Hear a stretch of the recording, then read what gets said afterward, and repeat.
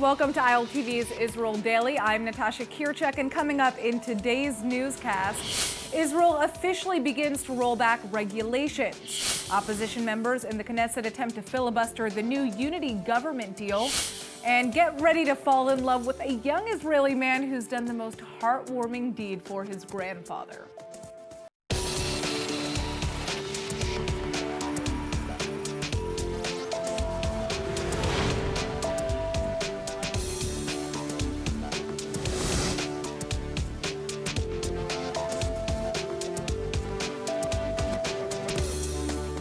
Well, it's official. Israel is beginning to roll back regulations as the coronavirus infection rate continues to dip. Just 38 more new cases of COVID-19 have been diagnosed in the last 24 hours, bringing the national total to over 16,268. And the death toll has risen to 237, but only 70 patients are now on ventilators.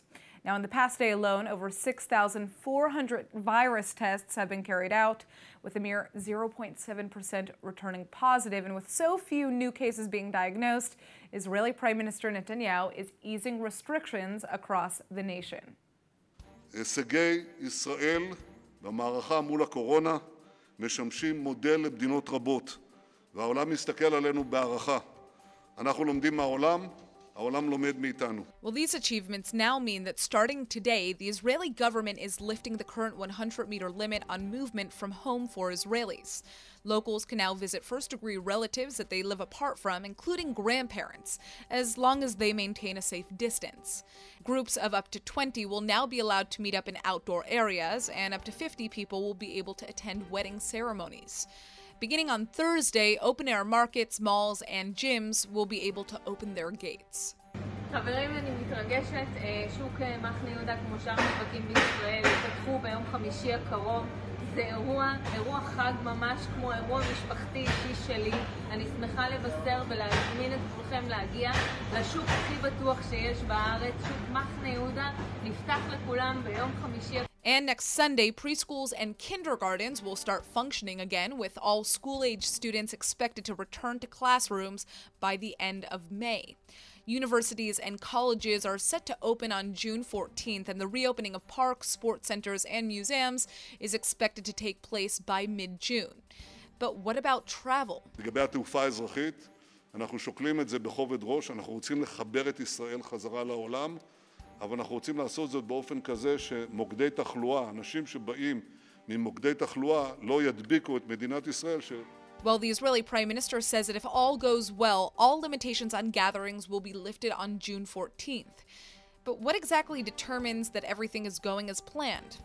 The health ministry says that Israel will have to reassess enforcing social distancing measures if more than 100 new coronavirus cases are diagnosed a day, if cases double within 10 days, or if Israel sees 250 serious cases of COVID-19 in hospitals. Well, the domestic tourism season has now begun here in Israel, now that bed and breakfasts and guest houses have been allowed to reopen under specific conditions, of course. But until at least May 16th, foreign tourists are banned from entering Israel. So, when will the tourism industry truly pick up in Israel? Well, joining us now to discuss is Sarah Salansky, the Director of Overseas Marketing at the Israel Ministry of Tourism. So what are the latest guidelines for incoming tourism in Israel? Good afternoon. Right now, we are all in a stage of going out of the crisis here in Israel, and the first market is the domestic market, and we heard yesterday that the Airbnb, the bed and breakfast are going to be open shortly, so the Israelis can go out from home and go to the parks. Of course, everything under the regulation and the guidelines of the purple guides, and we are at the ministry looking for the day that international tourists will come back to Israel after the good year that we had last year. We are all positive because we understand this is a time that everybody needs, not only in Israel, needs to adjust themselves to the new routine. All right, well, there are clearly still a lot of question marks surrounding what is going to be happening with the future of tourism in Israel. Thank you so much for joining us. All right, now many of us have been hearing the word remdesivir being mentioned around the clock on the news. It's the U.S.'s latest hope of treating COVID-19, and the drug could be headed to Israel soon. Has the U.S. truly found a treatment for the coronavirus? Remdesivir is an antiviral drug that was originally developed as a treatment for Ebola in the United States, even though it didn't end up working. Now, it's emerged as a potentially significant tool in treating COVID-19, and it's just been approved by the U.S. Food and Drug Administration for emergency use in hospitalized patients with severe cases of the disease.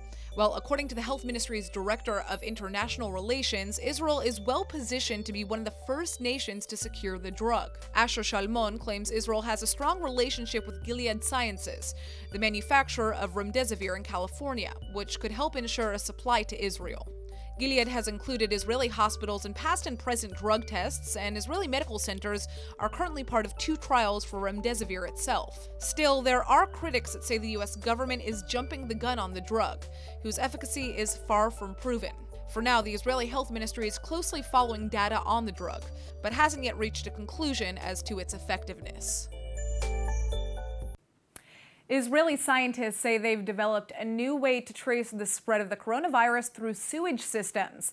Now, this may sound a bit gross, but COVID-19 is present in human waste, which means that our sewage has a lot of statistics, like which parts of the country have the highest infection rates. And joining us with the details on just how important our bowel movements are is Dr. Yakir Verchenko from the Department of Industrial Engineering and Management at the Ben-Gurion University of the Negev. Hello to your son. I can see him hanging out with you. So tell us, what does our sewage have to say to us? What can it tell us? So basically, it can tell you almost everything you want and desire to know. I mean, just as you might imagine, everything that goes on in your body, or most of the stuff that goes on in your body, and health-wise, it comes up in the sewage. Right. So one bucket of human waste can tell us a lot of medical information. Can it replace test kits, though? Depending on, well, the answer is yes and no, and depends a lot on what are your aims. In some aspects, it's better than that, or will be better than that when we finally finish our job. In other respects, it's not as good, and it fulfills a different function. So for once, it can't tell you which are the infected individuals. I see your son really wants to get involved in the conversation, but it's okay. Just let him sit on your lap. Oh, look, he has a toy for Israeli Independence Day. We love it. All right. So, have you started checking sewage, our water systems to find out which places have more coronavirus patients? Knowing this? Well, what you have in mind is probably the very simple approach, or the very simple possibility, which is let's check the sewage and see which places have virus particles in it or do not have virus particles in it, in a very crude manner, trace the development of the disease. But what we are trying to do actually is a bit more precise and quantitative. What we're trying to do is build some sort of machinery, let's call it, in order to connect the measurement within the sewage, the virus particles you count, so to speak. And have you been able to actually gather data so far with the method that you're using? So yes, partial methods, yes. And the method is at least for poliovirus, is established, and we already published the results, and a very nice quantitative approach to connect sewage data to the overall prevalence in the population. As far as this new virus, we're still in the calibration stage, which is, it takes time and it's ongoing. And we have some preliminary data, for example, for Bnei Brak, city of Bnei Brak, which shows a nice relationship, linear relationship between the number of infected individuals and the number of virus particles you see in the sewage. So how did you guys come up with this idea? I mean, I guess it seems pretty obvious. Like you said, a lot of what happens in our body ends up coming out. But, this is a very kind of specific way of going about figuring out how this virus is spreading, right? Yeah. So how do you come up with that? We're just simply brilliant, and this is why we're being paid big bucks, which we're not. Yeah. But so actually, Israel is a world leader when it comes to sewage surveillance, and Israel has been doing it from the 80s of the previous century. And the method of let's throw a bucket into the sewage and see if there's something in it or not is pretty common. Well, I mean, it's clearly a very interesting methodology that you guys are using. It's actually interesting to know as well that our sewage systems are used in this way in other cases too. Anyhow, thank you so much for joining us. We thank your son for also taking part in the interview, and have a wonderful day. Thank you for having me. Bye-bye. Bye. Over 1 million people have lost their jobs in Israel since the start of the coronavirus pandemic, but statistics show that women are taking the biggest hit. The number of Israeli women left unemployed by the crisis is 28% higher than men, and it turns out the pandemic is exacerbating gender inequalities across the entire world. So why are women always the first to pay the price? Well, joining us with some insight is attorney Michal Gera Margaliot, the executive director of the Israel Women's Network. So why are more women finding themselves out of work in this crisis? So, of course, the crisis affects everybody, men and women. We know that there's a huge gap between the people who are on unpaid leave now. Gender-wise, 116,000 more women are now at home. And we know that there are the second salary in most houses. It's also a psychological effect for employees to say, yes, he will provide bread for his family and she can go home and take care of her children. But what we care about, having said that these are the numbers, is how women will come back to the labor market. They were the first to go out, but how are we making that there won't be the last to come back in? So what I wanted to know was, are we seeing more women being fired, or are they just being forced to give their jobs up as a result of the crisis and the fact that kids are forced to stay home? Because obviously there is a child care issue involved as well. Of course, there's child care. Most women are, and men are in unpaid leave. That's the main numbers. It's because of the incentives that the Social Security institution gave, that he allowed that in a way. Mm-hmm. Of course, it's a huge deal, child care these days. And we see now that we're coming back to our jobs and to the labor market, that the educational system is now with us. And that is a terrible barrier, especially for women, having said that they are the main caregivers. Mm-hmm. It's true in Israel, it's true in all the world. Yeah, well, that's what I want to ask. How does this situation compare to other countries? Are we seeing the same thing happening, these same numbers in other parts of the world? It's very difficult to say now something very clear about the numbers, because the pandemic is still with us and we do not know what are the final numbers. We know that the coronavirus hits everybody in the labor market, mm-hmm. men and women, and all around the world, because there was this social distance happening.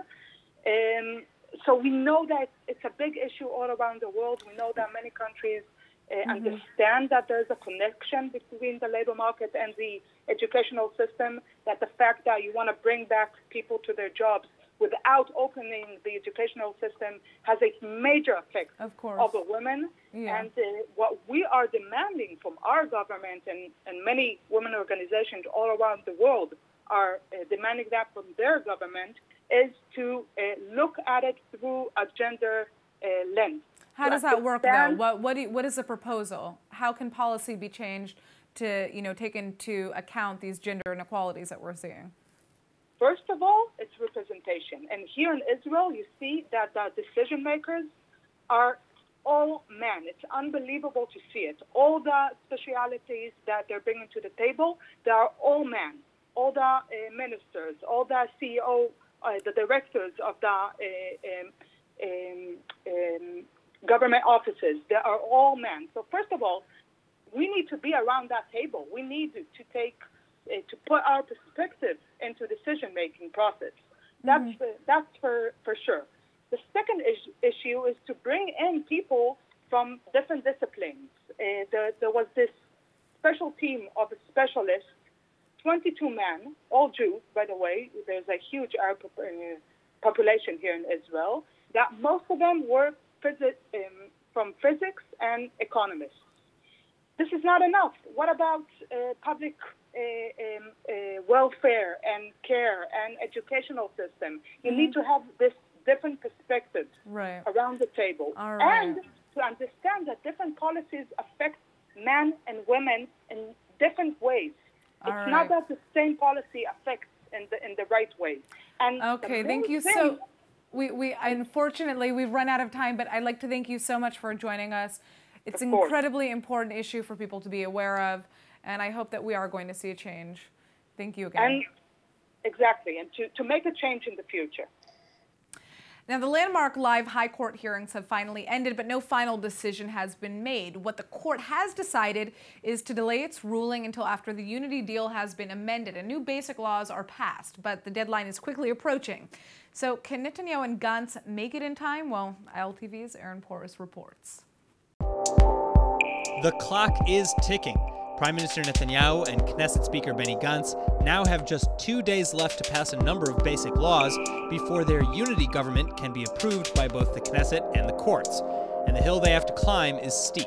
As of now, nearly 1,000 requests for revisions must be resolved, all while the opposition attempts to filibuster. Still, the legislation is expected to pass, after which the coalition MKs will vote for Netanyahu to form the next government. And in the meantime, the High Court's 3 concerns have also been addressed within the text of the pending unity agreement. First, the 6-month freeze on non-coronavirus-related laws has been changed to just giving coronavirus laws preference on the floor. Second, the freeze on senior appointments has been shortened from 6 months to 3. And third, the expansion to the so-called Norwegian law, which allows any MK appointed to the cabinet to be replaced by another party member down the list, has been scrapped altogether. Although blue and white MKs say that they'll pursue the legislation down the road. So can a new Israeli unity government form amidst the chaos, or will the opposition succeed in driving the nation to fourth elections? Joining us with more is attorney and legal advisor to the Israel Movement for Governability and Democracy, Simcha Rotman. So why can't the Likud and the blue and white parties pass their legislation right now? They have basically now there is the filibuster in the Knesset. Many members of Knesset try to block with a lot of changes they want to add to the law, and the Knesset has to debate according to the rules of the Knesset. You have to debate those changes. So I don't think we need to worry. Depends on your political views, but I don't think anyone needs to worry or to be happy that the legislation will not pass on time. We have until Thursday to pass legislation concerning forming the government, and actually we have extra 14 days because Thursday is the last day for Netanyahu to get 61 members to the signature for the president to give him the job. But after he gets the job to form a government, he has extra 14 days to actually do it. So but the question is, can the government be formed in time, or are we going to be going to fourth elections? The answer to this question, I think, is lies in the Supreme Court. The reason is because the Supreme Court tries to maybe intervene in the coalition agreement. The coalition agreements were formed after, we all know, after 3 elections and after a lot of back and forth. And they are very delicate framework. And if the court will try to change the framework now, any change will have its price. And he will send the different parties to renegotiate the agreement. They might succeed and they might not succeed. And if they don't succeed, we see a fourth election. And definitely, if the court will say that Netanyahu cannot serve as a prime minister, we are going to election. All right. Now, the Norwegian law has basically been dropped as a sticking point for the blue and white party, but who needed it more, blue and white or Likud, and what does it afford them? The Likud, actually, the Likud does not really need the law a lot of Knesset members, and they don't have we don't have a lot of ministers to appoint. So the Likud really does not need a Norwegian law. Maybe 2 or 3 Knesset members will be happy that if this will pass. But out of the 30-something Knesset members that Likud has, 2 Knesset members to get in is not of great importance. The main issue is that Blue and White got in the coalition agreement because of this parity government. They got so many ministers' positions to appoint, and they don't have a lot of Knesset members. If they will reuse all their current Knesset members and they will appoint them to be ministers, then they won't have a lot of presence in the Knesset. They will have, and so and former version of the Norwegian law, the next in line, the next in the list get in. But because of the different parties of Blue and White, next in the list is not a person from Blue and White. So actually, if they will quit the Knesset as a minister, every one of them will get in some of the rival party from the opposition. So they need to make a change in order for that to go through, that the list will go according to the party lines and not according to the list lines. Okay, well, thank you so much for joining us, Simcha Rothman. We will have to wait and see what happens. Yeah. Well, lots of Israelis across the country are overjoyed that they'll now be able to visit their grandparents or elderly relatives, but one young boy has jumped the gun in the best way ever, and the entire country has just fallen in love with him. Gal Ohana is just 16 years old, but almost 2 months ago when the coronavirus crisis began, he decided to move out of his parents' house. He'd made a decision. He would be moving in with his 89-year-old grandfather, Jacob Shakuli, to make sure that Jacob wouldn't have to be alone throughout the coronavirus pandemic. And since doing so, young Gal hasn't met with any of his friends to make sure that he doesn't put his grandpa at risk. That's one strong teen. Lots of grandparents have been forced to stay locked away in their homes for weeks amid fears of contracting COVID-19, but Gal Ohana wanted to make sure that his grandpa wouldn't get lonely, and it looks like he's doing a good job.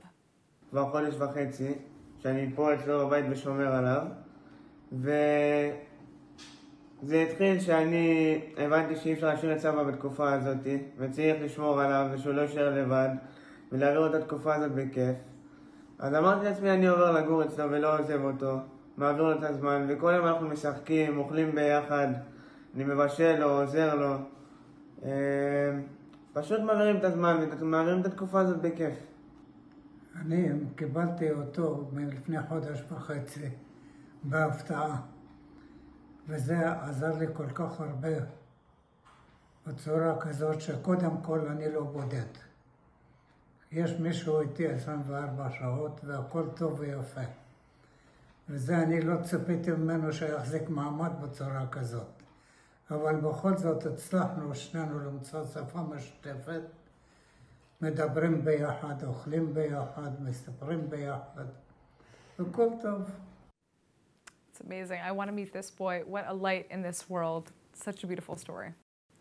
All right, let's take a look at the weather forecast. Tonight will be rainy and cool with lows around 58 or 14 degrees Celsius, and then the rain is expected to continue into tomorrow as temperatures drop to around 72 Fahrenheit or 23 degrees Celsius. And now, before we go, let's take a look at what's going viral in Israel.